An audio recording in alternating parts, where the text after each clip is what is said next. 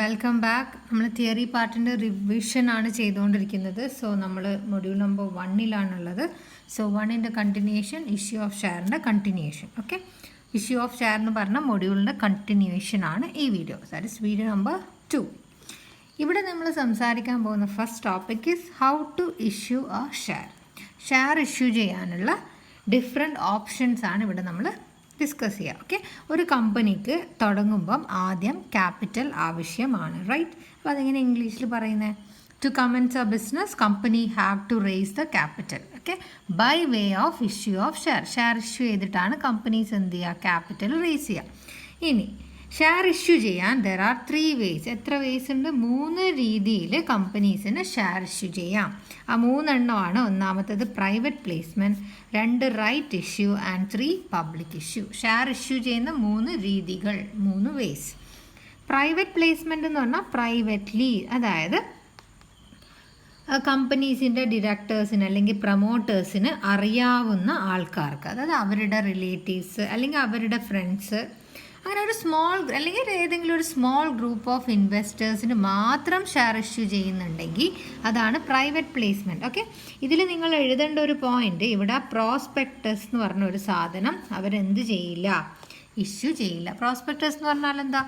ഇത്ര ഷെയർ വിൽക്കാനുണ്ട് എന്നൊക്കെ പറഞ്ഞ് കമ്പനി ഇറക്കുന്ന ഒരു നോട്ടീസാണ് പ്രോസ്പെക്ടസ്. ഓക്കെ, പ്രൈവറ്റ് പ്ലേസ്മെൻറ്റിൻ്റെ കേസിൽ പ്രോസ്പെക്ടസ് ഉണ്ടാവില്ല. ഇവരെന്ത് ചെയ്യും? അവരുടെ പരിചയമുള്ള ആൾക്കാർക്ക്, അവരുടെ റിലേറ്റീവ്സ് അല്ലെങ്കിൽ അവരുടെ ഫ്രണ്ട്സിന് നമ്മൾ എന്ത് ചെയ്യുക? ഷെയർ ഇഷ്യൂ ചെയ്യുന്നുണ്ടെങ്കിൽ അതിനെയാണ് പ്രൈവറ്റ് പ്ലേസ്മെൻറ്റ് എന്ന് പറയാം. ഓക്കെ, ഈ പ്രൈവറ്റ് പ്ലേസ്മെൻറ്റ് പ്രൈവറ്റ് കമ്പനീസിനും ചെയ്യാം ആൻഡ് ഓൾസോ പബ്ലിക് ലിമിറ്റഡ് കമ്പനീസിനും പ്രൈവറ്റ് പ്ലേസ്മെൻറ്റിലൂടെ ഷെയർ ഇഷ്യൂ ചെയ്യാം. പ്രൈവറ്റ് പ്ലേസ്മെൻറ്റിൽ പ്രോസ്പെക്റ്റ് ഇഷ്യൂ ചെയ്യില്ല. ആൻഡ് തേർഡ് 2 പോയിന്റ് കിട്ടി. ഇനി തേർഡ് പോയിന്റ് വരുന്നത്, അതായത് ഒന്നുകിൽ ഏതെങ്കിലും ഒരു ഇൻവെസ്റ്ററിന് അല്ലെങ്കിൽ ഒരു സ്മോൾ ഗ്രൂപ്പ് ഓഫ് ഇൻവെസ്റ്റേഴ്സിനായിരിക്കും ഇവർ ഷെയർ ഇഷ്യൂ ചെയ്യുന്നുണ്ടാവുക, അല്ലെങ്കിൽ ഫ്രണ്ട്സിന് അല്ലെങ്കിൽ റിലേറ്റീവ്സിന്. ഇത്രയും പോയിന്റ് ചേർത്ത് കഴിഞ്ഞാൽ പ്രൈവറ്റ് പ്ലേസ്മെൻ്റ് ആയി.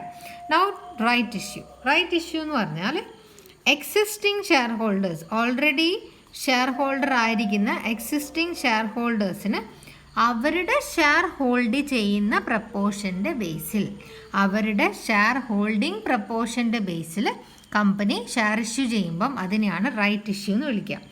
റൈറ്റ് ഇഷ്യൂ ഏറ്റവും ചീപ്പ് വേ ആണ്. ഓക്കെ, അതിന് അത്ര വലിയ ചിലവില്ല. ബിക്കോസ് ഓൾറെഡി ഷെയർ ഹോൾഡേഴ്സ് നമ്മുടെ കയ്യിൽ തന്നെ ഉണ്ട് അല്ലേ, നമുക്ക് ഇവരുടെ ഡീറ്റെയിൽസും കാര്യങ്ങളും ഒക്കെ അറിയാം. സോ എക്സിസ്റ്റിംഗ് ഷെയർ ഹോൾഡേഴ്സിന് ഷെയർ ഇഷ്യൂ ചെയ്യുന്നുണ്ടെങ്കിൽ നമ്മൾ അതിനെയാണ് റൈറ്റ് ഇഷ്യൂ എന്ന് വിളിക്കുക. ഞാൻ ടെക്സ്റ്റ് ബുക്കിലെ സെൻറ്റൻസ് വായിക്കാം. It is an issue of share.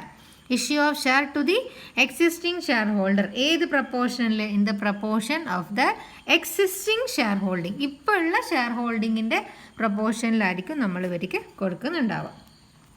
Here also no prospects are issued. ഇവിടെയും നമുക്ക് എന്തില്ല? പ്രോസ്പെക്ട്സ് ഇല്ല. now നമ്മുടെ തേർഡ് വേ ആണ് പബ്ലിക് ഇഷ്യൂ. പബ്ലിക് ഇഷ്യൂ എന്ന് പറഞ്ഞാൽ പബ്ലിക്കിൻ്റെ ഇടയിൽ കൊണ്ടുപോയിട്ട് ഷെയർ വെക്കുക. അതായത് ഒരു പ്രോസ്പെക്ട്സ് ഉണ്ടാവും, കമ്പനി ആദ്യം ഒരു പ്രോസ്പെക്ട്സ് ഇഷ്യൂ ചെയ്യും, എന്നിട്ട് കമ്പനി എന്ത് ചെയ്യും? Invite public to subscribe the share. Okay, ഒരു ഇൻവിറ്റേഷൻ കൊടുക്കും പ്രോസ്പെക്ട്സ് ആയിട്ട്, എന്നിട്ട് കമ്പനി എന്ത് ചെയ്യും? Invite public to subscribe the share. ഈ പബ്ലിക് ഇഷ്യൂ നമുക്ക് 2 രീതിയിലുണ്ട്. ഒന്ന് IPO, means initial public offer. Initial public offer and offer for sale. ഇങ്ങനെ 2 രീതിയിൽ നമുക്ക് ചെയ്യാം. ഇനീഷ്യൽ പബ്ലിക് ഓഫർ എന്ന് പറഞ്ഞാൽ നമ്മൾ ഡയറക്റ്റ് ആയിട്ട്, കമ്പനി തന്നെ ഡയറക്റ്റ് ആയിട്ട് അതിൻ്റെ ഷെയർ പബ്ലിക്കിൻ്റെ ഇടയിൽ കൊണ്ടുപോയിട്ട് സെയിൽ ചെയ്യാം. ഓക്കെ, അതിനാണ് ഇനീഷ്യൽ പബ്ലിക് ഓഫർ എന്ന് പറയാം. ഇനി ഓഫർ ഫോർ സെയിൽ എന്ന് പറഞ്ഞാൽ, ഇപ്പോൾ IPO ആണെങ്കിൽ company directly to the public, എന്നിട്ട് നമ്മളോട് ഷെയർ വാങ്ങിക്കാൻ പറയുന്നു. ആൻഡ് ഈ ഓഫർ ഫോർ സെയിൽ, ഞാൻ OFS എന്ന് എഴുതുകയാണ്, പരീക്ഷയ്ക്ക് ഇങ്ങനെ എഴുതാൻ പാടില്ല. ഓഫർ ഫോർ സെയിൽ ആണെങ്കിൽ കമ്പനി ഒരു ഇഷ്യൂ ഹൗസ് അല്ലെങ്കിൽ മർച്ചൻറ്റ് ബാങ്ക് എന്ന് പറഞ്ഞ് വേറൊരു ഇൻസ്റ്റിറ്റ്യൂഷൻ ഉണ്ടാകും. ഇവരെ ഏൽപ്പിക്കുന്നത് നമ്മുടെ കമ്പനിയുടെ ഷെയർ നിങ്ങൾ വിറ്റ് തരണം എന്ന് പറഞ്ഞിട്ട് ഒരു ഇൻസ്റ്റിറ്റ്യൂഷനെ ഏൽപ്പിക്കുന്നു. ആ ഇൻസ്റ്റിറ്റ്യൂഷനായിരിക്കും പബ്ലിക്കിൻ്റെ ഇടയിൽ ഷെയർ സെയിൽ ചെയ്യുന്നുണ്ട്. ഇതാണ് ഓഫർ ഫോർ സെയിൽ. ഈ ഇൻസ്റ്റിറ്റ്യൂഷനിൽ ആരൊക്കെ ആയിരിക്കും എന്ന് വെച്ചാൽ, ഒന്നുകിൽ ഇഷ്യൂ ഹൗസ് ആയിരിക്കും, അല്ലെങ്കിൽ മർച്ചൻറ്റ് ബാങ്ക്സ് ആയിരിക്കും, അല്ലെങ്കിൽ ഇൻവെസ്റ്റ്മെൻറ്റ് ബാങ്ക്സ് ആയിരിക്കും, or any firms or stock brokers. Okay, ആരും ആവാം. ഇഷ്യൂ ഹൗസ് ആവാം, മർച്ചൻറ്റ് ബാങ്കേഴ്സ് ആവാം, ഇൻവെസ്റ്റ്മെൻറ്റ് ബാങ്കേഴ്സ് ആവാം, അല്ലെങ്കിൽ ഫേംസ് ഓഫ് സ്റ്റോക്ക് ബ്രോക്കേഴ്സ്. അപ്പോൾ കമ്പനി ഒരു ഇൻസ്റ്റിറ്റ്യൂഷനെ ഏൽപ്പിക്കുന്നു, ആ ഇൻസ്റ്റിറ്റ്യൂഷൻ പബ്ലിക്കിന് സെയിൽ ചെയ്യും. ഇനി നമ്മൾക്ക് ആദ്യം ഇനീഷ്യൽ പബ്ലിക് ഓഫർ നിങ്ങളുടെ ടെക്സ്റ്റ് ബുക്കിൽ എന്താ എഴുതിയെന്ന് നോക്കാം. This is the method of raising securities in which company sell ചെയ്യും വാട്ട് ഷെയർ ആർക്ക് directly to the general public. Initial എന്നുള്ള വേർഡുടെ ഇമ്പോർട്ടൻസ് കൊടുക്കുക. ഫോർ ദ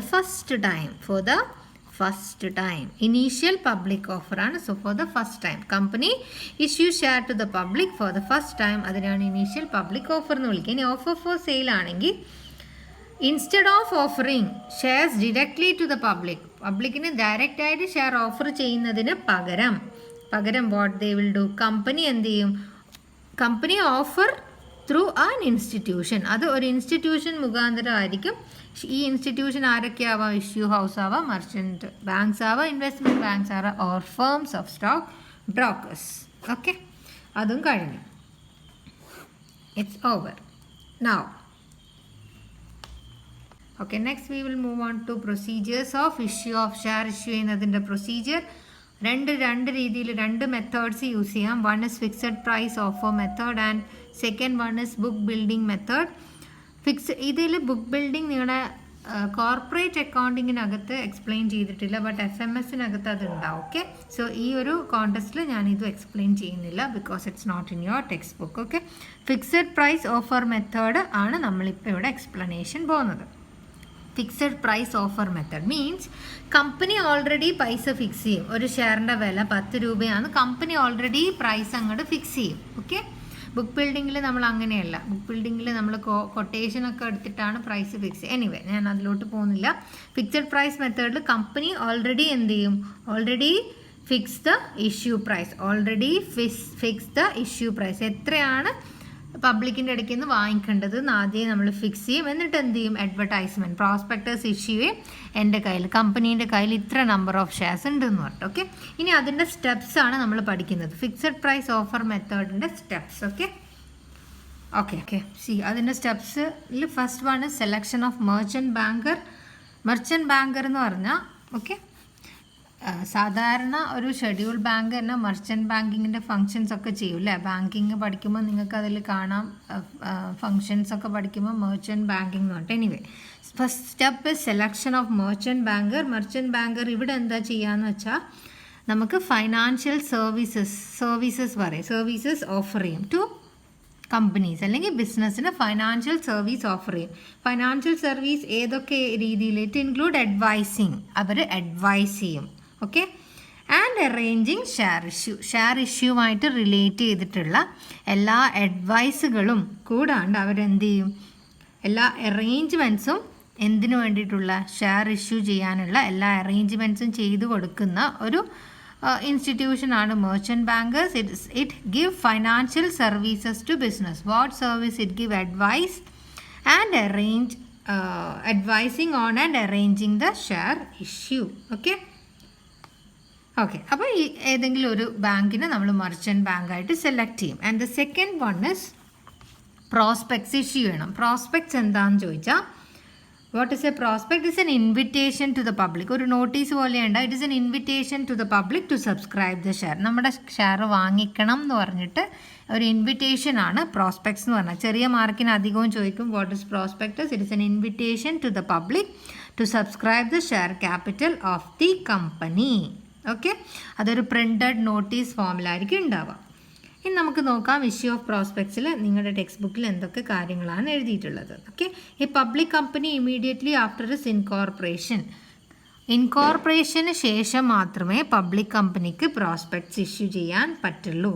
പ്രോസ്പെക്ട്സ് ഇഷ്യൂ ചെയ്തിട്ട് അവരത് ന്യൂസ് പേപ്പറിൽ അഡ്വർടൈസ്മെൻ്റ് ആയിട്ട് കൊടുക്കും. ഫോർ ഇൻവിറ്റേഷൻ ടു ദ പബ്ലിക്കിന് ഇൻവൈറ്റ് ചെയ്യാൻ they will advertise it in the newspaper. What is a prospectus എന്നുള്ളതാണ് അടുത്ത sentence. A prospect is an invitation to the public. It is an invitation to the public to subscribe the shares of the company. Okay, അതുവരെ മതി. പിന്നെ നമ്മുടെ prospects issue ചെയ്ത് കഴിഞ്ഞാൽ അതിൽ director എന്ത് ചെയ്യും, സൈനും ചെയ്യും.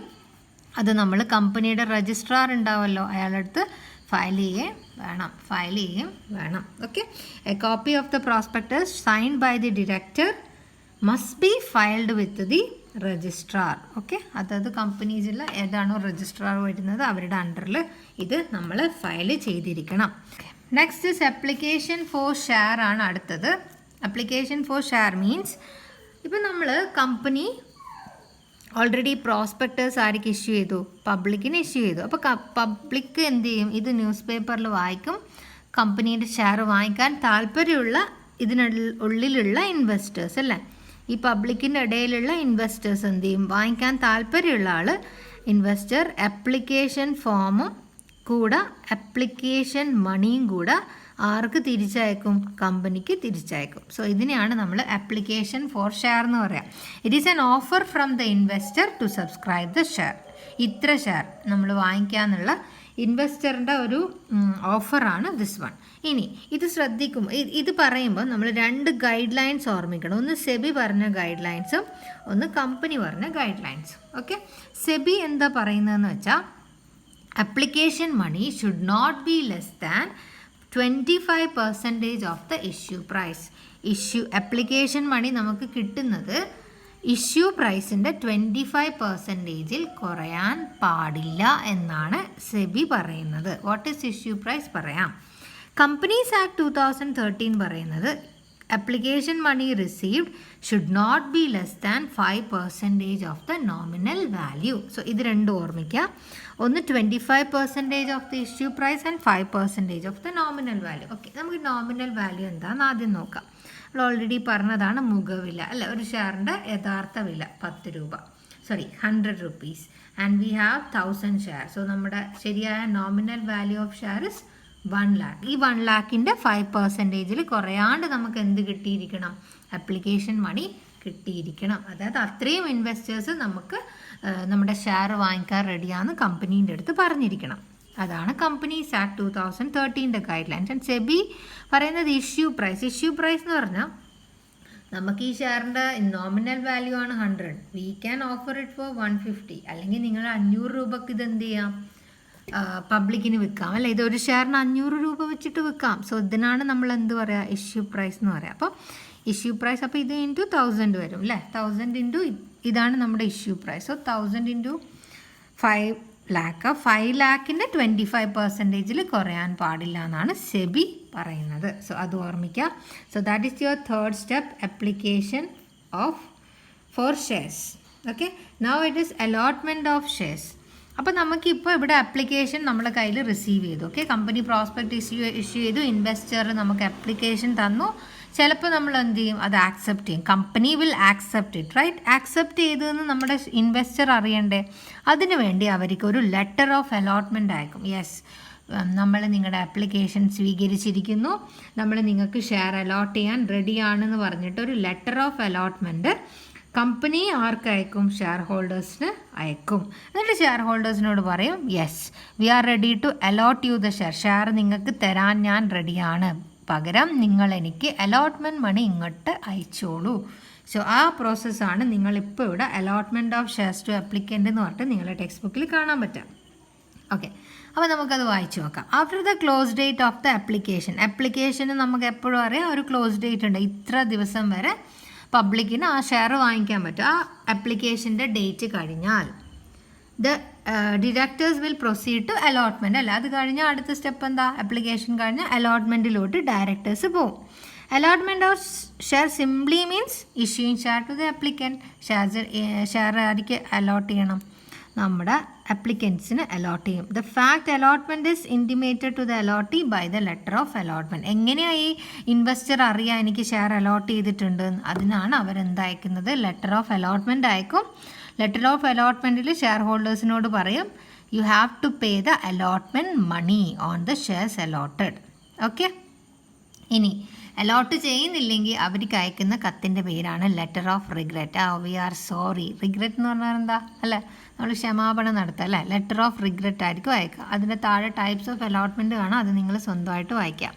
Next is issue of share certificate and the last step is issue of share certificate. Company issue share certificate under it's common seal. Company allotment മണിയും കൂടെ ഷെയർ ഹോൾഡറിൻ്റെ അടുക്കൽ നിന്ന് കളക്ട് ചെയ്ത് കഴിഞ്ഞാൽ കമ്പനി ഷെയറിൻ്റെ സർട്ടിഫിക്കറ്റ് ഇഷ്യൂ ചെയ്യും. എൻ്റെ പേരാണെങ്കിൽ സബ്ന, ഷെയർ ഹോൾഡറാണ്, ഇത്ര share വാങ്ങിച്ചിട്ടുണ്ട് ആൻഡ് ഷെയറിൻ്റെ വാല്യൂ ഇത്രയാണ് ആൻഡ് ടോട്ടൽ ഇയാളുടെ കയ്യിൽ ഇത്ര റുപ്പീസിൻ്റെ ഷെയർ ഉണ്ട് എന്നൊക്കെ പറഞ്ഞിട്ടുള്ള ഒരു ഷെയർ സർട്ടിഫിക്കറ്റ് ഇഷ്യൂ ചെയ്യും. വാട്ട് ഇസ് ഷെയർ സർട്ടിഫിക്കറ്റ് എന്നുള്ളതൊരു ഒരു കുഞ്ഞു മാർക്കിനുള്ള ഒരു ക്വസ്റ്റ്യൻ ആണ്. ഷെയർ സർട്ടിഫിക്കറ്റ് ഒരു ഡോക്യുമെൻ്റ് ആണ്. Okay, document it is N evidence of the ownership of share അല്ലേ.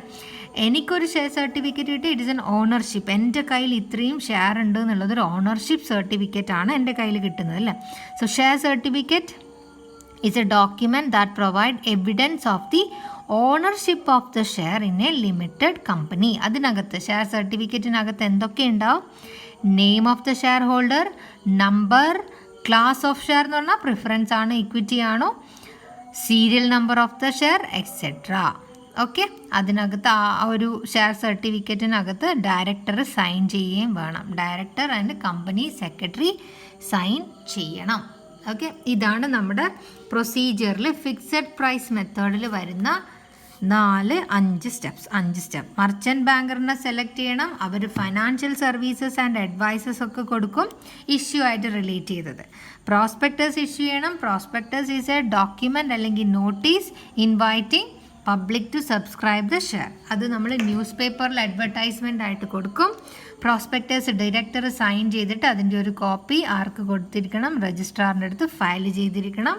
പിന്നെ പ്രിസ്ക്രൈബ്ഡ് അവരുടെ ഡേറ്റ് ഒക്കെ പറയും, അതിനുള്ളിൽ നമ്മൾ ചെയ്തിരിക്കണം. Next is application four share ആണ്. ഇങ്ങനെ ഒരു അഡ്വർടൈസ്മെൻറ്റ് പേപ്പറിൽ കണ്ടാൽ ഇൻവെസ്റ്റർ അപ്ലിക്കേഷൻ അയക്കും കമ്പനിക്ക്, they are ready to buy എന്ന് പറഞ്ഞിട്ട് അതിൻ്റെ കൂടെ അവർ അപ്ലിക്കേഷൻ മണി അയക്കും. ഈ അപ്ലിക്കേഷൻ മണീൻ്റെ ബേസിൽ 2 ഗൈഡ് ലൈൻസ് വരുന്നുണ്ട്. ഒന്ന് സെബിയുടെ ഗൈഡ് ലൈൻസ്, ഒന്ന് കമ്പനീസ് ആക്ട് 2013 ഗൈഡ് ലൈൻസ്. സെബിൻ്റെ ഗൈഡ് ലൈൻസ് എന്താണെന്ന് പറയുന്നതെന്ന് വെച്ചാൽ ഇഷ്യൂ പ്രൈസിൻ്റെ not less than 25% application money കിട്ടിയിരിക്കണം. കമ്പനീസ് ആക്ട് 2013 പറയുന്നത് application money should not be less than 5% of the nominal value. അപ്ലിക്കേഷൻ്റെ പ്രോസസ്സ് കഴിഞ്ഞാൽ V will move on to allotment of share. ഷെയറിൽ അലോട്ട് ചെയ്യാൻ പോവുകയാണ്. ഒരു അപ്ലിക്കേഷൻ്റെ ഡേറ്റിൻ്റെ ലാസ്റ്റ് ഡേ കഴിഞ്ഞാൽ നെക്സ്റ്റ് പ്രോസസ്സിലോട്ട് പോകും allotment of share. Allotment of ഷെയറിൽ നമ്മൾ ഒരു ലെറ്റർ ഓഫ് അലോട്ട്മെൻറ്റ് ഷെയർ ഹോൾഡറിന് അയക്കും. ഷെയർ ഹോൾഡറിൻ്റെ അടുത്ത് നമ്മൾ പറയും അലോട്ട്മെൻറ്റ് മണി അടച്ചോളൂ, we are ready to allot you the share. ഇനി അങ്ങനെ അവർക്ക് അലോട്ട് ചെയ്യുന്നില്ലെങ്കിൽ അവർക്ക് നമ്മളൊരു ലെറ്റർ ഓഫ് റിഗ്രറ്റ് അയക്കും. അടുത്ത last step issue of share certificate ആണ്. ഷെയർ സർട്ടിഫിക്കറ്റ് ഒരു ഡോക്യുമെൻ്റ് അല്ലെങ്കിൽ എവിഡൻസ് ഓഫ് ദി ഓണർഷിപ്പാണ്. ഞാൻ ആ കമ്പനിയുടെ ഷെയർ ഹോൾഡറാണെന്നുള്ളതിൻ്റെ ഒരു എവിഡൻസ് ആണ്. അതിനകത്ത് എൻ്റെ പേര്, name of the share holder, പിന്നെയോ ഞാൻ വാങ്ങിച്ച ഷെയറിൻ്റെ എണ്ണം, number of shares, class of share and serial number of the share എല്ലാം ഉണ്ടാവും. ആ ഷെയർ സർട്ടിഫിക്കറ്റ് ഡയറക്ടറും ഒരു കമ്പനി സെക്രട്ടറിയും സൈൻ ചെയ്തിട്ടുണ്ടാവും. Okay, this is A step. And the next point is minimum subscription. Okay, minimum subscription എന്താണെന്ന് പറഞ്ഞാൽ company share issue ചെയ്യുന്നതിനേക്കാളും മുന്നേ, ഓക്കെ, ആ കോൺടെസ്റ്റിലോട്ട് പോകുന്നതിനേക്കാളും മുന്നേ ശ്രദ്ധിക്കുക. കമ്പനി ഷെയർ ഇഷ്യൂ ചെയ്യുന്നതിനേക്കാളും മുന്നേ ആർട്ടിക്കിൾ ഓഫ് അസോസിയേഷൻ ഒക്കെ ഉണ്ടാക്കുന്ന സമയത്ത് ആൻഡ് പ്രോസ്പെക്ടസിലും ഉണ്ടാവും. ഇതാണ് നമ്മുടെ മിനിമം സബ്സ്ക്രിപ്ഷൻ. മിനിമം സബ്സ്ക്രിപ്ഷൻ്റെ എമൗണ്ട് ഓൾറെഡി കമ്പനി ഫിക്സ് ചെയ്യും. അതായത് കമ്പനി പബ്ലിക്കിൻ്റെ ഇടയിൽ ഷെയർ ഇഷ്യൂ ചെയ്യാൻ വെച്ചു അല്ലേ. പബ്ലിക് ഇത് സബ്സ്ക്രൈബ് ചെയ്യുമ്പോൾ ഒരു മിനിമം എമൗണ്ട് ഓഫ് ക്യാപിറ്റൽ അവർ ഫിക്സ് ചെയ്യും. അത്രയും ക്യാപിറ്റൽ പബ്ലിക് സബ്സ്ക്രൈബ് ചെയ്തില്ലെങ്കിൽ, ഇപ്പോൾ ഫോർ എക്സാമ്പിൾ ഞാൻ ജസ്റ്റ് ഒരു എക്സാമ്പിൾ മാത്രമാണ് പറയുന്നത്, 10 ലക്ഷം രൂപയുടെ ഷെയർസാണ് ഇവർക്ക് ഇഷ്യൂ ചെയ്തതെന്ന് വെച്ചോ public. So company is fixing minimum subscription as, minimum സബ്സ്ക്രിപ്ഷനൊക്കെ ഫിക്സ് ചെയ്യാൻ അതിൻ്റേതായ രീതികളുണ്ട്. എനിവേ ഞാനിവിടെ ഒരു എക്സാമ്പിളിൽ പറയുകയാണ്. They are fixing it as 8 lakh. Minimum subscription അവർ ഫിക്സ് ചെയ്തത് 8 lakh. അപ്പോൾ അവരത് ആർട്ടിക്കിൾ ഓഫ് അസോസിയേഷനിൽ എഴുതിയിട്ടുണ്ടാവും. പ്രോസ്പെക്ട്സ് ഇഷ്യൂ ചെയ്യുമ്പോൾ അതിനകത്തും കാണാം മിനിമം സബ്സ്ക്രിപ്ഷൻ ഇസ്. അതതിൻ്റെ അർത്ഥം 10 ലക്ഷത്തിൻ്റെ ഷെയർ പബ്ലിക്കിന് ഇഷ്യൂ ചെയ്താൽ പബ്ലിക് അറ്റ്ലീസ്റ്റ് അതിൽ എത്ര ഷെയറെങ്കിലും വാങ്ങിച്ചിരിക്കണം? 8 ലക്ഷത്തിൻ്റെ ഷെയറെങ്കിലും പബ്ലിക് അവർക്ക് മിനിമം എമൗണ്ട് എന്ത് ചെയ്തിരിക്കണം? കമ്പനിയുടെ വാങ്ങിച്ചിരിക്കണം. ഓക്കെ, ചില കമ്പനീസിൻ്റെ അത് ഡിമാൻഡ് ഉണ്ടാവില്ല. ബട്ട് ചില കമ്പനീസിൻ്റെ 10 ലക്ഷം അപ്പം തന്നെ they are ready to bring അല്ലേ പബ്ലിക്. ബട്ട് ചില കമ്പനീസിൻ്റെത് നമ്മൾ 10 ലക്ഷത്തിൻ്റെ ഷെയറൊക്കെ ഇഷ്യൂ ചെയ്താൽ വെരി സ്ലോ മൂവിങ് ആയിരിക്കും. ഓക്കെ, സോ ഇവരിവിടെ ഒരു ലിമിറ്റ് വെക്കും, ഇത്ര എങ്കിലും പബ്ലിക്കിൻ്റെ അടുത്ത് നിന്ന് നമ്മൾ ഫസ്റ്റ് ഇഷ്യൂ ചെയ്തപ്പം നമുക്ക് റേസ് ചെയ്യാൻ പറ്റിയിരിക്കണം. ആ ഒരു മിനിമം എമൗണ്ട് ഓഫ് ക്യാപിറ്റലിനെയാണ് നമ്മൾ മിനിമം സബ്സ്ക്രിപ്ഷൻ എന്ന് വിളിക്കുന്നത്. So minimum subscription is the minimum amount of capital fixed by the directors to be raised from the member അല്ലെങ്കിൽ shareholder by way of subscription. ഇവർ share subscribe ചെയ്തിട്ട് കമ്പനിക്ക് കിട്ടേണ്ട minimum amount of ക്യാപിറ്റലിനെയാണ് minimum subscription എന്ന് വിളിക്കുന്നത്. ഈ minimum subscription, ഈ 8 ലക്ഷം കിട്ടാണ്ട് നമുക്ക് അലോട്ട്മെൻറ്റ് എന്ന് പറയുന്ന പ്രോസസ്സിലോട്ട് പോകാൻ പറ്റില്ല. No allotment of share can be made unless minimum subscription is collected. Minimum subscription is raised അല്ലെങ്കിൽ collected. ഓക്കെ, അതും ഓർമ്മിക്കുക. Company must collect companies act 2013 അതിനൊരു ഗൈഡ് ലൈൻസ് വെച്ചിട്ടുണ്ട്. സെക്ഷൻ നമ്പർ 39 ഒക്കെ കൊടുത്തിട്ടുണ്ട്. 90% ഓഫ് ദ ഇഷ്യൂഡ് എമൗണ്ട്. അപ്പോൾ ഈ 10 ലക്ഷത്തിൻ്റെ 90%. ഓക്കെ, 90% എന്ന് പറയുമ്പം 9 lakh എങ്കിലും 9 lakh നമുക്ക് കിട്ടിയിരിക്കണം, മിനിമം സബ്സ്ക്രിപ്ഷൻ ആയിട്ട് കിട്ടിയിരിക്കണം. Minimum subscription of 90% of the issue amount. Company must collect 90% of the issued amount. Issue ചെയ്ത എമൗണ്ട് 10 ലക്ഷം ആണെങ്കിൽ 10 ലക്ഷത്തിൻ്റെ 90% 9 lakh നമുക്ക് എന്ത് കിട്ടിയിരിക്കണം, മിനിമം സബ്സ്ക്രിപ്ഷനിൽ കിട്ടിയിരിക്കണം. If the company does not receive application money equal to the amount of minimum subscription, നമ്മൾ എന്ത് ചെയ്യണം, കിട്ടിയ പൈസ ഒക്കെ നമ്മൾ തിരിച്ച് റീഫണ്ട് ചെയ്തിരിക്കണം. 90% കിട്ടുന്നില്ലെങ്കിൽ വി ഷുഡ് റീഫണ്ട് അത് കിട്ടിയ ബാക്കി. ചില ആൾക്കാർ നമുക്ക് ആപ്ലിക്കേഷൻ തന്നിട്ടുണ്ടാവില്ല, അതൊക്കെ നമ്മൾ റീഫണ്ട് ചെയ്തിരിക്കണം. ഓക്കെ, റീഫണ്ട് ചെയ്യേണ്ട ഡേയ്സും കാര്യങ്ങളൊക്കെ ടെക്സ്റ്റ് ബുക്കിൽ കൊടുത്തിട്ടുണ്ട്. ഇനി ഇതിൽ ചോദിക്കുന്ന ഒരു ക്വസ്റ്റ്യൻ എന്ന് പറഞ്ഞാൽ, നമ്മൾ എന്തിനു വേണ്ടി ഈ മിനിമം സബ്സ്ക്രിപ്ഷൻ നമ്മൾ ഇങ്ങനെ ഫിക്സ് ചെയ്യുന്നതും ഇതിൻ്റെ ആവശ്യം എന്താ? Why we are stick on to this minimum subscription? നമുക്കിങ്ങനെ മിനിമം സബ്സ്ക്രിപ്ഷൻ കിട്ടണമെന്നും 90% കിട്ടണം എന്നൊക്കെ എന്തുകൊണ്ടാണ് ഡയറക്ടേഴ്സ് അല്ലെങ്കിൽ നമ്മുടെ കമ്പനീസ് ആക്ട് പറയുന്നത്? അതിനു വേണ്ടിയിട്ടുള്ള ഒരു 5 പോയിന്റ്സ് നിങ്ങൾക്ക് ടെക്സ്റ്റ് ബുക്കിൽ കാണാൻ പറ്റും. അതിലൊന്നാമത്തത്, for the payment of purchased assets or assets to be purchased. നമ്മൾ ഇതുവരെ വാങ്ങിച്ച അസറ്റിനുള്ള പൈസ കൊടുക്കാൻ വേണ്ടിയിട്ടാണ് നമുക്ക് ഇത്രയെങ്കിലും നമുക്ക് മിനിമം കിട്ടിയിരിക്കണം എന്ന് പറയുന്നത്. 2, for the payment of preliminary expenses, underwriting or brokerage, അങ്ങനെയുള്ള കാര്യങ്ങളൊക്കെ നമുക്കുണ്ടായിരിക്കുന്ന ഫോർമേഷന് മുന്നേ ഉണ്ടായിരിക്കുന്ന എക്സ്പെൻസസ് ഒക്കെ മീറ്റ് ചെയ്യാൻ വേണ്ടി. 3rd point, for the repayment of amount borrowed from the above parties. Repayment of the amount borrowed. Okay, നമ്മുടെ ഫോർമേഷന് മുന്നേ നമ്മൾ വാങ്ങിച്ചിരിക്കുന്ന കടങ്ങൾ തിരിച്ചടക്കാൻ. For working capital, and the last one, any other expenditure for the day-to-day operation of the business. അപ്പോൾ അതും നിങ്ങൾ വായിച്ച് നോക്കണം. Okay, next point is calls relate ചെയ്തൊരു പോയിന്റ് ആണ്. ക്വസ്റ്റ്യൻ ഇങ്ങനെ ആയിരിക്കും ഉണ്ടാവുക, what are the provisions regarding making A call? Company first call വിളിച്ച്, ഫൈനൽ കോൾ വിളിച്ച്, സെക്കൻഡ് കോൾ വിളിച്ച്, ഫൈനൽ കോൾ വിളിച്ച് എന്നൊക്കെ നമ്മൾ പറയുമ്പം what are the provision regarding making A call? ഇങ്ങനെ കോൾ ചെയ്യാനുള്ള എന്തൊക്കെയാണ് നമ്മുടെ പ്രൊവിഷൻസ്? ഓക്കെ, അതാണ് നമ്മളിവിടെ പോയിന്റ്സ് ആയിട്ട് പറയുന്നത്. മൊത്തത്തിൽ 5 പോയിന്റ്സ് ഉണ്ട്. First point is amount of call should not be more than 25% of the issue price. Issue price എന്താണെന്ന് ഞാൻ പറഞ്ഞു. ഇഷ്യൂ പ്രൈസിൻ്റെ 25%-നേക്കാളും കൂടുതൽ കോൾ മണി പാടില്ല. ചെറിയൊരു എക്സാമ്പിൾ നമുക്ക് നോക്കാം. 100 രൂപയുടെ ഷെയർ ആണെങ്കിൽ 100 രൂപയുടെ 25%, അത് എത്രയാണോ? 25 രൂപയിൽ കൂടുതൽ കോൾ മണി ആവാൻ പാടില്ല. Okay, അങ്ങനെയായിരിക്കൂലേ? The amount of call should not be more than 25% of the issue price of the share. ഇനി രണ്ടാമത്തെ പോയിന്റ് എന്താ പറയുന്നതെന്ന് വെച്ചാൽ, there should be an interval of 1 month between making a calls. ഓക്കെ, first call ചെയ്തിട്ട് അടുത്ത് call ചെയ്യാൻ ഒരു മിനിമം 1 monthൻ്റെ ഗ്യാപ്പ് ഉണ്ടായിരിക്കണം. C, at least 14 days notice must be given to the share holder for the payment of money on each call. Okay, ഇനിയിപ്പോൾ നമ്മളങ്ങനെ call അടക്കാൻ പറഞ്ഞാൽ നമ്മൾ ആ ഷെയർ ഹോൾഡറിന് 14 ദിവസത്തെ സാവകാശമെങ്കിലും ഈ പൈസ അടക്കാൻ കൊടുത്തിരിക്കണം. And 4th point, the amount of call, mode of payment, name of the depository bank and the last date of payment should be mentioned in the call letter. Call അടക്കാൻ പറഞ്ഞിട്ടൊരു ലെറ്റർ അയക്കും നമ്മൾ share ഹോൾഡറിന്. ആ share ഹോൾഡറിന് അയക്കുന്ന ലെറ്ററിനകത്ത് amount of call, എത്രയാണ് നമ്മുടെ കോളിൻ്റെ amount, mode of payment in what way means cash ആയിട്ട് അടക്കണോ അല്ലെങ്കിൽ ട്രാൻസ്ഫർ ആണോ ചെക്കാണോ എന്താണോ ആ മോഡ് അവിടെ മെൻഷൻ ചെയ്യണം. Name of the depositor bank, ഏത് ബാങ്കിലാണ് കൊണ്ട് അടക്കേണ്ടത് മെൻഷൻ ചെയ്യണം. And the last date of the payment. These all details should be their own the call. And your last point is amount of call should be made on uniform basis on all shares with the same class of share. Okay, same class. ഇപ്പോൾ preference share 7% preference ഷെയറിൻ്റെ കോളാണ് നടത്തുന്നതെങ്കിൽ എല്ലാ share ഹോൾഡേഴ്സിൻ്റെ അടുത്ത് ഒരേപോലെ തന്നെ പറഞ്ഞിരിക്കണം. So ഈ 5 പോയിൻ്റാണ് provision regarding making A call ഉള്ളത്. Okay, നാവ് നിങ്ങളുടെ text book as per your text book നാവ് നിങ്ങൾക്ക് അക്കൗണ്ടിങ് ട്രീറ്റ്മെൻറ്റിലോട്ട് പോവുകയാണ്. അക്കൗണ്ടിങ് ട്രീറ്റ്മെൻ്റ് ഒക്കെ ഞാൻ നല്ല വിശദമായിട്ട് എടുത്തു തന്നിട്ടുണ്ട് മക്കളെ. നിങ്ങൾ കാണുന്നുണ്ടോ ഇല്ലയോ എന്നൊന്നും എനിക്കറിഞ്ഞൂടാ. ഓക്കെ, അടുത്ത very important question from your examination point of view is regarding the issue of shares at premium. Okay, so issue of shares at premium.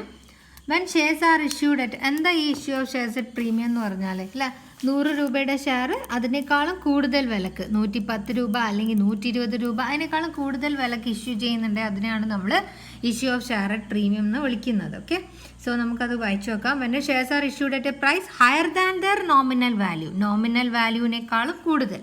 നമ്മുടെ എക്സാമ്പിൾ 100 രൂപയാണ് നമ്മുടെ നോമിനൽ വാല്യൂ, നോമിനൽ വാല്യൂവിനേക്കാളും കൂടുതലാണ് നമ്മൾ ഷെയർ ഇഷ്യൂ ചെയ്യുന്നതെങ്കിൽ അതിനാണ് നമ്മൾ കൂടുതൽ പ്രൈസിനാണ് നമ്മൾ ഷെയർ ഇഷ്യൂ ചെയ്യുന്നതെങ്കിൽ അതിനാണ് issue of share at premium എന്ന് പറയുന്നത്. അങ്ങനെ ഈ പ്രീമിയത്തിൽ കിട്ടിയ കൂടുതൽ തുക, അതായത് ഇപ്പം ഈ കേസാണെങ്കിൽ ഈ 10 രൂപയിലെ എക്സസ് കിട്ടിയ ഇതേത് അക്കൗണ്ടിലോട്ട് കൊണ്ടുപോയി ഇടണോ, സെക്യൂരിറ്റി പ്രീമിയം റിസർവ് അക്കൗണ്ടിലോട്ട് എഴുതണം. ഈ സെക്യൂരിറ്റി പ്രീമിയം റിസർവ് അക്കൗണ്ട് നമ്മൾ ബാലൻസ് ഷീറ്റിൽ എവിടെ കാണിക്കണോ, ഇക്വിറ്റി എന്ന് പറഞ്ഞ മെയിൻ ഹെഡിൻ്റെ അണ്ടറിൽ റിസർവ്സ് ആൻഡ് സർപ്ലസിനകത്ത് കാണിച്ചിരിക്കണം security premium reserve account. So ഇത്രയും നിങ്ങൾ ഓർമ്മിക്കാം. ഇനി ഏതൊക്കെ പർപ്പസിന് വേണ്ടി സെക്യൂരിറ്റി പ്രീമിയം ആയിട്ട് കിട്ടിയ ഈ രൂപ 10 രൂപ, ഇവിടെ ഈ കേസിലാണെങ്കിൽ 10 രൂപ ഇൻറ്റു നമ്പർ ഓഫ് ഷെയർ വരും. എനിവേ ഈ ഒരു അധികം എടുത്ത നമ്മൾ ഈ പ്രീമിയം ആയിട്ട് കളക്ട് ചെയ്ത ഈ ഒരു amount, that is security premium reserve അക്കൗണ്ടിൽ ഇപ്പോൾ ഉള്ള ബാലൻസ് നമുക്ക് എന്തൊക്കെ പർപ്പസിന് വേണ്ടി യൂസ് ചെയ്യാമെന്നുള്ളതാണ് ഒരു important question. According to Section 52 of the Companies Act 2013 Companies Act section 52 നമ്മളെടുത്ത് ഒരു 5 പോയിന്റ് പറയുന്നുണ്ട്. എന്നിട്ട് പറയുന്നു ഇതിൽ പറഞ്ഞിരിക്കുന്ന കാര്യങ്ങൾക്ക് വേണ്ടി മാത്രമേ സെക്യൂരിറ്റി പ്രീമിയം റിസർവിലുള്ള, അതായത് പ്രീമിയത്തിന് ഇഷ്യൂ ചെയ്ത് കിട്ടിയ കാശ് യൂസ് ചെയ്യാൻ പാടുള്ളൂ. First one, okay, to issue fully paid bonus shares to the shareholder. Share ഹോൾഡേഴ്സിന് ബോണസ് ഷെയർ ഇഷ്യൂ ചെയ്യാൻ വേണ്ടി. ബോണസ് ഷെയർ എന്താന്ന് പറഞ്ഞാൽ ചില കമ്പനീസിന് പ്രോഫിറ്റ് ഉണ്ടാവും. പ്രോഫിറ്റ് ഉണ്ടാകുമ്പോൾ അത് അവർ ക്യാഷ് ആയിട്ട് ഡിസ്ട്രിബ്യൂട്ട് ചെയ്യില്ല, പകരം ഷെയർസ് ആയിട്ട് ഡിസ്ട്രിബ്യൂട്ട് ചെയ്യും. അങ്ങനെ ഡിസ്ട്രിബ്യൂട്ട് ചെയ്യുന്ന ഷെയറിനെയാണ് നമ്മൾ ബോണസ് ഷെയർ എന്ന് വിളിക്കുക. Okay, so first one, to issue fully paid bonus share to the shareholder. 2, preliminary expense write off ചെയ്യാൻ. നമ്മൾ കണക്ക് വരെ അത് വെച്ചിട്ട് ചെയ്തതാണല്ലേ. Security premium reserve account balance ഷീറ്റിൽ തരുമ്പം ആ ക്വസ്റ്റ്യനിൽ പ്രിലിമിനറി എക്സ്പെൻസ് റൈറ്റ് ഓഫ് ചെയ്യണം എന്നുണ്ടെങ്കിൽ നമ്മൾ എങ്ങനെ ചെയ്യുന്നൊക്കെ ഫൈനൽ അക്കൗണ്ട്സിൽ വേറെ തന്നെ ഒരു വീഡിയോക്കകത്ത് ഞാൻ ആ കണക്ക് ഞാൻ തന്നെ ചെയ്തു തന്നിട്ടുണ്ട്. So write off the preliminary expenses. Preliminary expenses എന്ന് പറഞ്ഞാൽ ഫോർമേഷൻ എക്സ്പെൻസസ്, കമ്പനി ഫോം ചെയ്യാൻ വേണ്ടി ആവശ്യമായിട്ട് ചിലവാക്കിയ എക്സ്പെൻസുകളെയാണ് പ്രിലിമിനറി എക്സ്പെൻസ് എന്ന് വിളിക്കുക. ആൻഡ് ദ തേർഡ് പോയിന്റ്, നമ്മൾ കമ്മീഷൻ കൊടുക്കുക. Write off expense or commission paid അല്ലെ discount allowed on issue of share and debenture. ഡിബെഞ്ചറും ഷെയറും ഇഷ്യൂ ചെയ്യുന്ന സമയത്ത് നമുക്കുണ്ടായിരിക്കുന്ന എക്സ്പെൻസ് റൈറ്റ് ഓഫ് ചെയ്യാനും നമ്മൾക്ക് ഏത് യൂസ് ചെയ്യാം, സെക്യൂരിറ്റി പ്രീമിയം റിസർവിലുള്ള എമൗണ്ട് യൂസ് ചെയ്യാം. അടുത്തത്, to pay premium payable on the redemption of redeemable preference share or debenture. Debenture redeem ചെയ്യുമ്പം അല്ലെങ്കിൽ പ്രിഫറൻസ് ഷെയർ റിഡീം ചെയ്യുന്നത് പ്രീമിയത്തിലാണെങ്കിൽ, റിഡംഷൻ പ്രീമിയത്തിലാണെങ്കിൽ ആ പ്രീമിയവും നമുക്ക് ഏത് പൈസ എടുത്ത് കൊടുക്കാം, security premium reserve account use ചെയ്തിട്ട് കൊടുക്കാം. And the last point is to buy its own share. Buyback of share ചെയ്യാൻ വേണ്ടിയിട്ടും നമുക്ക് ഈ ഒരു ഫണ്ട് യൂസ് ചെയ്യാം. 5 points again I am repeating. എൻ്റെ കൂടെ പറഞ്ഞ 1, ബോണസ് ഷെയർ ഇഷ്യൂ ചെയ്യാൻ വേണ്ടി, to issue the fully paid bonus share to the share holders. 2, write off ചെയ്യാൻ പ്രിലിമിനറി എക്സ്പെൻസസ്, അതായത് ഫോർമേഷൻ എക്സ്പെൻസസ്. 3, ഷെയർ ഇഷ്യൂ ചെയ്യുക അല്ലെങ്കിൽ ഡിബഞ്ചർ ഇഷ്യൂ ചെയ്യുമ്പോൾ ഉണ്ടാവുന്ന എല്ലാ ചെലവുകളും നമുക്ക് ഈ ഒരു ഫണ്ട് യൂസ് ചെയ്തിട്ട് റൈറ്റ് ഓഫ് ചെയ്യാൻ പറ്റും. 4, നമ്മുടെ കയ്യിൽ റിഡീമബിൾ പ്രിഫറൻസ് ഷെയറും ഡിബഞ്ചറൊക്കെ ഉണ്ടെങ്കിൽ ഇത് റിഡീം ചെയ്യുന്നത് പ്രീമിയത്തിലാണെങ്കിൽ അതിനും നമുക്ക് ഈ ഫണ്ട് യൂസ് ചെയ്യാം. Last point, to buy back its own share. കമ്പനിയുടെ ഷെയർ ബൈ ബാക്ക് ചെയ്യുവാണെങ്കിൽ ആ സമയത്ത് നമുക്ക് ഈ ഫണ്ട് യൂട്ടിലൈസ് ചെയ്യാം. ഓക്കെ, പ്രീമിയത്തിൻ്റെ ഒക്കെ അക്കൗണ്ടിങ് ട്രീറ്റ്മെൻ്റ് ഒക്കെ ഞാൻ ഓൾറെഡി പറഞ്ഞതാണ്. സോ ഞാൻ അതൊന്നും ഇനി ഈ വീഡിയോക്കകത്ത് എക്സ്പ്ലനേഷൻ കൊടുക്കുന്നില്ല. നൗ നിങ്ങൾക്ക് ചെറിയ മാർക്കിന് ചോദിക്കാം what is under subscription and over subscription. അത് നിങ്ങൾ സ്വന്തമായിട്ട് പഠിക്കാം. ഓക്കെ, നൗ നിങ്ങൾക്ക് ചെറിയ മാർക്കിന് വീണ്ടും ചോദിക്കാൻ സാധ്യതയുള്ള ഒരു ക്വസ്റ്റ്യൻ ആണ് what is calls in arrears. Calls in arrear വരുമ്പം ചില ഷെയർ ഹോൾഡേഴ്സ്, നിങ്ങൾക്ക് ഇപ്പോൾ സ്ക്രീനിൽ കാണാം, ചില shareholders fail to pay the allotment money. അല്ലെ, അലോട്ട്മെൻറ്റ് മണി അടക്കൂല, ദ എമൗണ്ട് റിമൈനിങ് അൺപെയ്ഡ്, അതിനെയാണ് നമ്മൾ കോൾസ് ഇൻ ഏരിയർ എന്ന് വിളിക്കുക. Okay, called up capital minus paid up capital, അത് നിങ്ങൾ നോക്കിയാൽ മതി. നൗ അതിൻ്റെ ബാക്കിയൊക്കെ ഞാൻ എക്സ്പ്ലെയിൻ ചെയ്ത് തന്നിട്ടുണ്ട്, ആ വീഡിയോസൊക്കെ പോയി കാണാം. Next is calls in advance ആണ്. കോൾസ് ഇൻ അഡ്വാൻസ് എന്ന് പറഞ്ഞാൽ amount paid by the share holder in advance. അല്ല, അഡ്വാൻസ് ആയിട്ട് പേ ചെയ്യുക. എക്സസ് മണി അല്ല, എക്സസ് മണി നമ്മൾ അടക്കാൻ പറഞ്ഞിട്ടില്ല company, but they already paid, അങ്ങനെയുള്ളതിനാണ് കോൾസ് ഇൻ അഡ്വാൻസ് എന്ന് പറയാം. ഇപ്പം നിങ്ങൾക്ക് സ്ക്രീനിൽ difference between calls in arrear and calls in advance കാണാം. അത് പഠിച്ചു വെച്ചാൽ തന്നെ കോൾസ് ഇൻ ഏരിയറും കോൾസ് ഇൻ അഡ്വാൻസും സെപ്പറേറ്റ് ചോദിച്ചാൽ നമുക്ക് എഴുതാൻ പറ്റും. ഫസ്റ്റ് പോയിന്റ് വായിക്കാം. It is the amount called up by the company but not paid by the share holder. Company call ചെയ്തു, പക്ഷേ ഷെയർ ഹോൾഡർ അടച്ചില്ല. കോൾസ് ഇൻ അഡ്വാൻസോ, company didn't call, company call ചെയ്തില്ല, ബട്ട് ആരടച്ചു? ഷെയർ ഹോൾഡർ അടച്ചു. അതാണ് first point. Second point is കമ്പനിക്ക് due ആണ്, ഷെയർ ഹോൾഡർ അടക്കാനുള്ള പൈസ. It is an amount due to the company by the share holder, but നേരെ തിരിച്ചിട്ടായിരിക്കും. അപ്പോൾ it is due from the company to the shareholder. Company is liable to pay the share holder. ഈ advance money നമ്മൾ first തിരിച്ചു കൊടുക്കണം അല്ലേ, നമ്മൾ ലിക്വിഡേഷനിൽ നമ്മളത് സംസാരിച്ചിട്ടുണ്ട്. Third point, it shows A debit balance and calls in advance is A credit balance ആണ്. നാലാമത്തത് interest provided on it is N income for the company. അല്ലെ, കോൾസ് ഇൻ ഏരിയറിന് ഇൻട്രസ്റ്റ് കിട്ടിയാൽ കമ്പനിക്ക് അത് ഇൻകം ആണ്, പക്ഷേങ്കിൽ കോൾസ് ഇൻ അഡ്വാൻസിന് ഇൻട്രസ്റ്റ് കൊടുക്കാം, കമ്പനിക്ക് അത് എക്സ്പെൻസ് ആണ്. 5, as per table F maximum rate of interest on it is 10% per annum. Any calls in advance in the maximum interest is 12% per annum. ഈ ടേബിൾ എഫ് എന്നൊക്കെ പറഞ്ഞ് കുറേ ടേബിൾസ് ഉണ്ട്. നമ്മൾ ആർട്ടിക്കിൾ ഓഫ് അസോസിയേഷനിൽ ചില ക്ലോസുകൾ വെക്കാൻ മറക്കുവാണെങ്കിൽ നമുക്ക് ഈ ടേബിൾ, ഒരുപാട് ടേബിൾസ് ഓൾറെഡി അവിടെ ഉണ്ട്, ആ ടേബിൾസിൽ നിന്നുള്ള പ്രൊവിഷൻസ് എടുക്കാം. സോ അതാണ് ഈ ടേബിൾ എഫ് എന്നൊക്കെയുള്ള കമ്പനീസ് ആക്ടിൽ വിശദമായിട്ട് നിങ്ങൾ പഠിച്ചിട്ടുണ്ടാവും. ഓക്കെ, നല്ല സബ്ജക്റ്റ് അല്ലേ കമ്പനീസ് ആക്ട്, റൈറ്റ്? ഇൻട്രസ്റ്റിംഗ് സബ്ജക്റ്റാണ്. Anyway, thanks to Sajna for commenting for my first video. And number 6 point, it is deducted from called up capital under the sub heading equity. Okay, equity എന്ന് പറഞ്ഞതിൽ നമ്മൾ equity and liability എഴുതുന്നതിൽ ഇക്വിറ്റിന്ന് നമ്മൾ നമ്മുടെ called up ക്യാപിറ്റലിന് ഈ ഒരു സംഭവം minus ചെയ്ത് കാണിക്കും അല്ലേ, കോൾസ് ഇൻ ഏരിയർ മൈനസ് ചെയ്ത് കാണിക്കും. കോൾസ് ഇൻ അഡ്വാൻസ് ആണെങ്കിൽ അതർ കറണ്ട് ലാബിലിറ്റീസിലാണ് നമ്മൾ കാണിക്കാറ്, അതും നമ്മൾ ഫൈനൽ അക്കൗണ്ട്സ് ചെയ്യുമ്പം നമ്മൾ ചെയ്തതാണ്. സോ ഇങ്ങനെ പറഞ്ഞിരിക്കുന്ന 6 പോയിൻ്റാണ് കോൾസ് ഇൻ ഏരിയറും കോൾസ് ഇൻ അഡ്വാൻസും തമ്മിലുള്ള ഡിഫറൻസിൽ കാണാൻ പറ്റുന്നത്. ഓക്കെ, ഫോർഫീച്ചർ എന്താ നമുക്ക് നോക്കാം.